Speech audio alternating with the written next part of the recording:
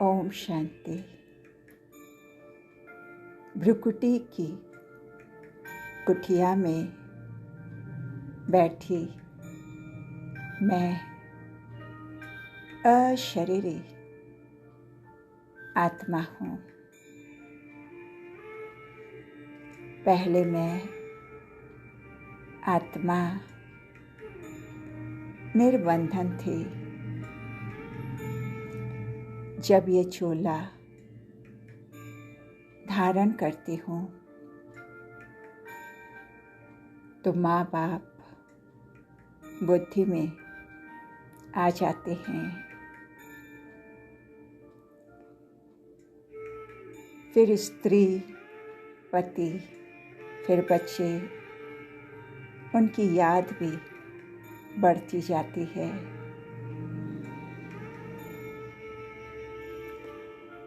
पर अब ये सब भूलना है। माया बहुत तंग करेगी। तूफान भी आएंगे और यही तो युद्ध है।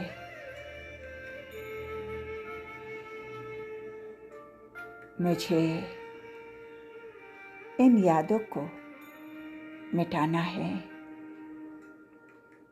अपने को पुराने संबंध से नए संबंध में ले जाना है। यहाँ के कर्म बंधनी संबंधों को भूलकर कर्मातीत बनना है। जितना जितना मैं आत्मा हल्की होती जाती हूँ, उतना ही मेरे बंधन भी कम होते जाते हैं।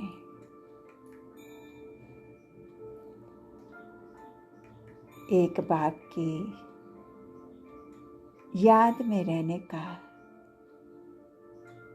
वशीकरण मंत्र भी स्मृति में रखना है। नहीं तो ग्रहचारी बैठ जाती है। नाम रूप में फंस जाते हैं। ये भी बड़ी मंजिल है। तो सच्ची मंजिल पाने के लिए अव्यभिचारी याद में रहती हूँ। घड़ी घड़ी की घड़ियाल नहीं बनना है। कभी कभी बाबा पर कुर्बान हो जाऊं और कभी कभी कोई न कोई बातों में बिगड़ जाऊं, क्रोध करूं। अभी अभी कमाए, अभी अभी घाटा। अब ऐसा नहीं करना है। पुरानी दुनिया की पुरानी चीजों को देखते हुए भी नहीं देखना है। नर से नारायण, नारी से लक्ष्मी बनने के लिए कहनी और करनी को समान करना है। ज्ञान सागर के अविनाशी ज्ञान रत्नों का कदर करती हूँ। इसलिए कभी उबासी या झुटका नहीं आती। अब तो विघ्न से मुक्त होने के लिए सेकंड में डबल लाइट स्वरूप में स्थित होकर हाई जंप दे देती हूँ।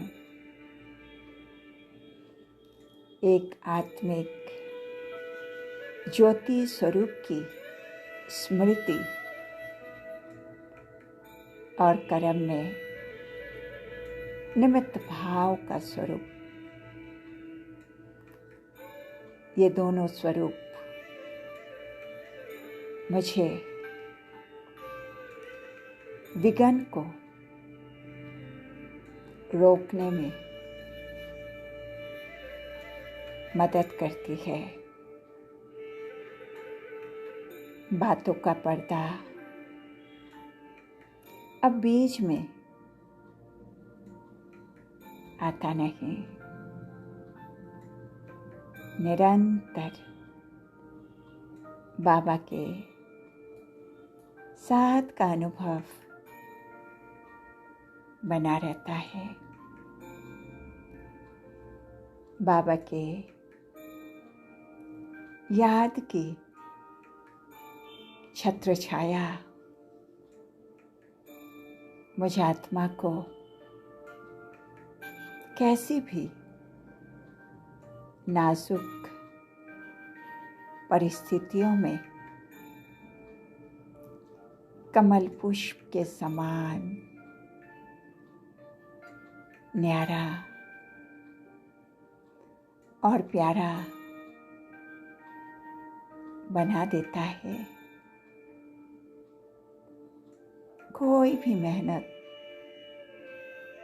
लगता ही नहीं। बाबा को सामने लाने से, स्वस्थिति में स्थित होने से हर परिस्थिति परिवर्तन हो जाती है। तो बाबा की छत्र छाया के नीचे नाजुक परिस्थितियों में भी मैं आत्मा कमल पुष्प समान न्यारी और प्यारी रहती हूँ। प्यार के सागर शिव परमात्मा को दिल की गहराई से पद्मा पदम शुक्रिया। ओम शांति।